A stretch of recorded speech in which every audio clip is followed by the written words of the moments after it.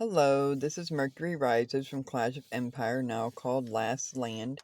And this is a very long video, and so if you need to pause and go get a cup of coffee, you might need it. I wanted to talk about some exciting updates and how important ceremony has become. Now, prior to this update, the skins were kind of prestigious, but they didn't really add a whole lot to the castle, and so usually a person might get one skin, but Ashbringer was prioritized because Ashbringer can be upgraded, and previous to this update, the skins were not upgradable. Well, this castle right here in K313 gained 8 million power just by the update.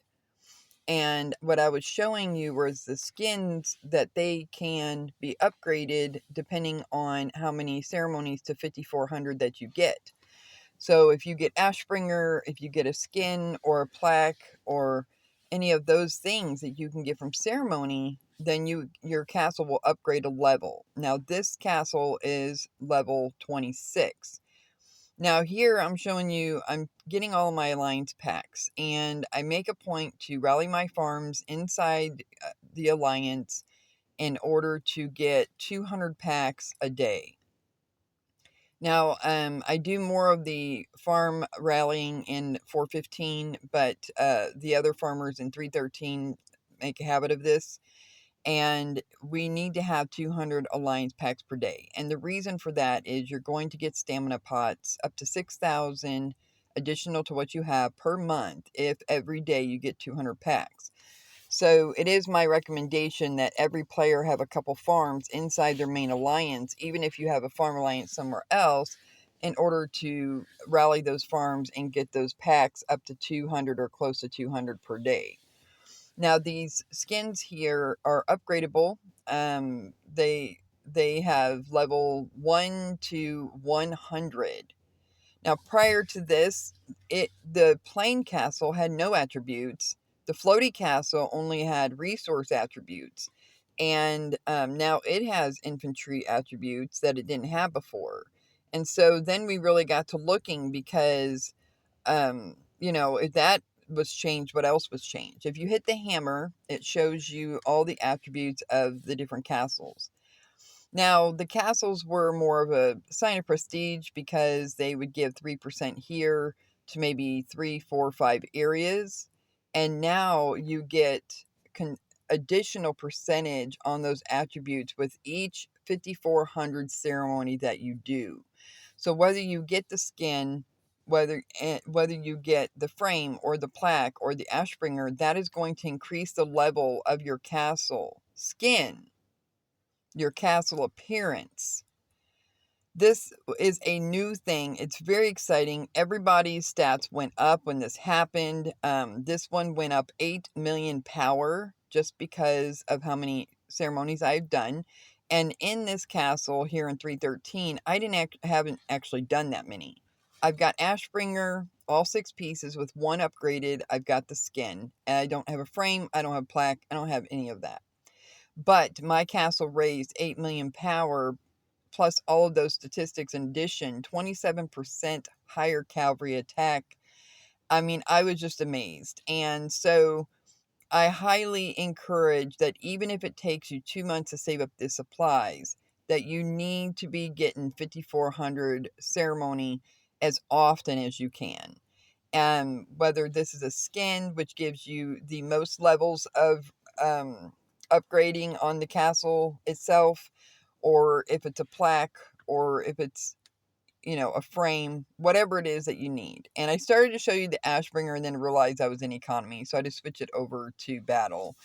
I have 7 pieces of Ashbringer in this castle, and that is upgradable. And my R5 had told me in the very beginning that the castle skin was nice to have, having the cavalry and the health, of course, but the castle was not upgradable, only the Ashbringer. And so then he encouraged me, once I got the Lang Zhao, to go ahead and keep on getting the Ashbringer. I got the Ashbringer one ceremony before the Lang Zhao. They had the all-attack Chinese castle before that, and he said I couldn't have it.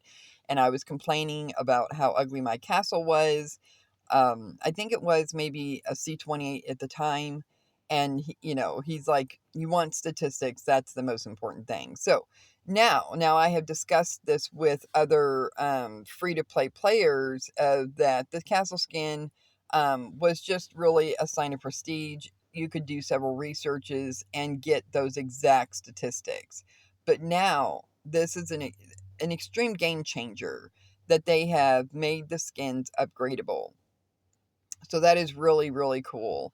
And something that we've been looking for a very long time. And I've been in the game for nearly 2 years. So I highly encourage that you do what you need to do to save up the things that you need to save in order to get a skin, in order to get Ashbringer.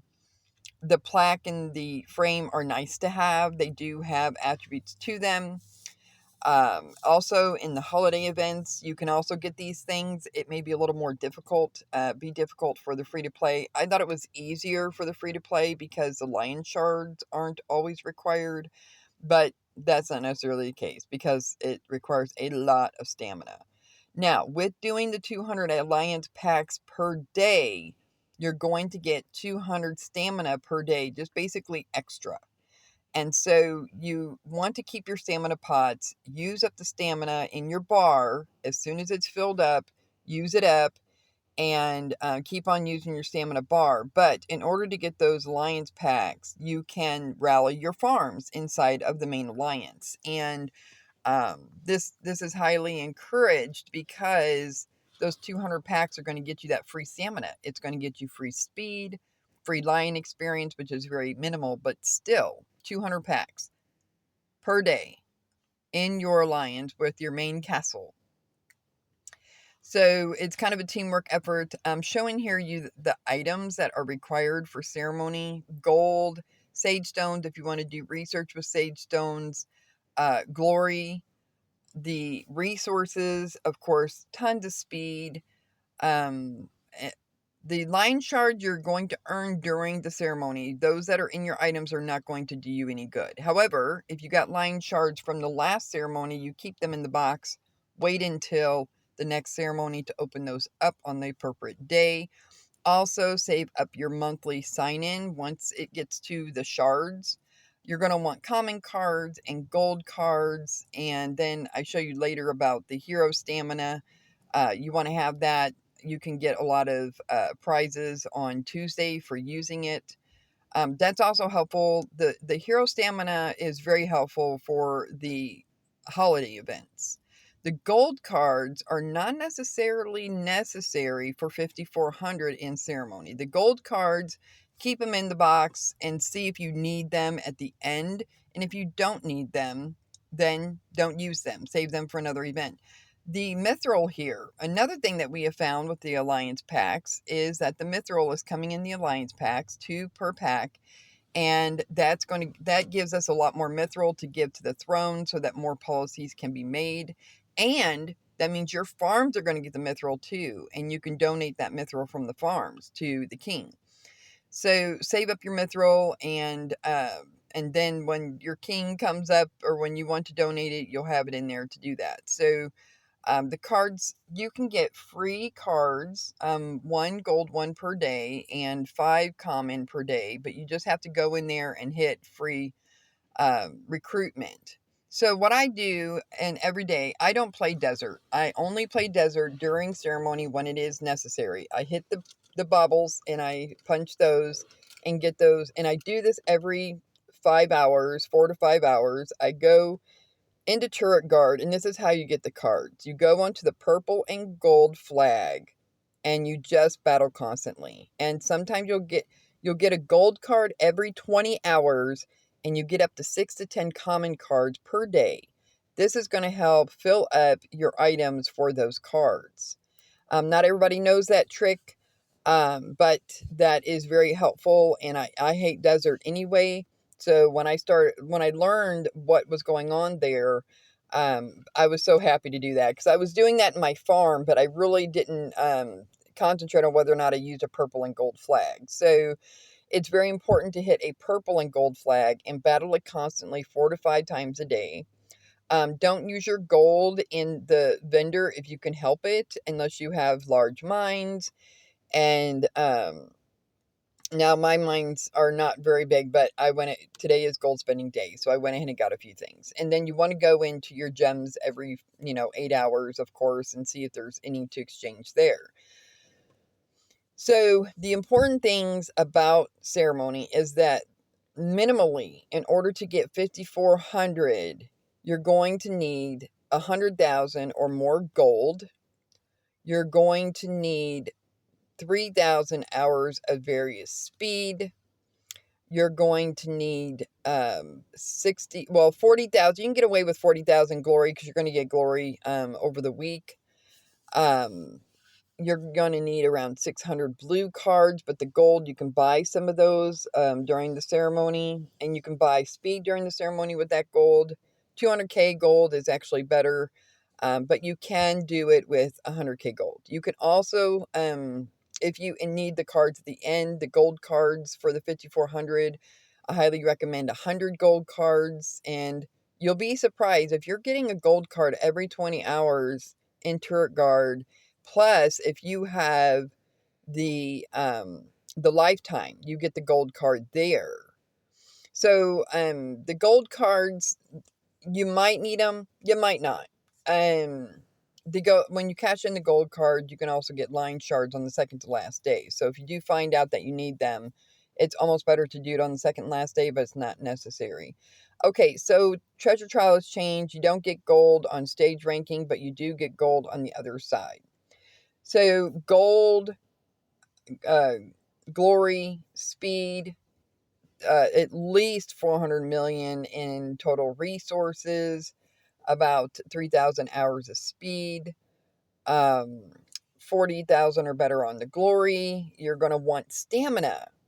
Now, at least I've done 5,400 with 3,500 stamina, but really 5,000 is better.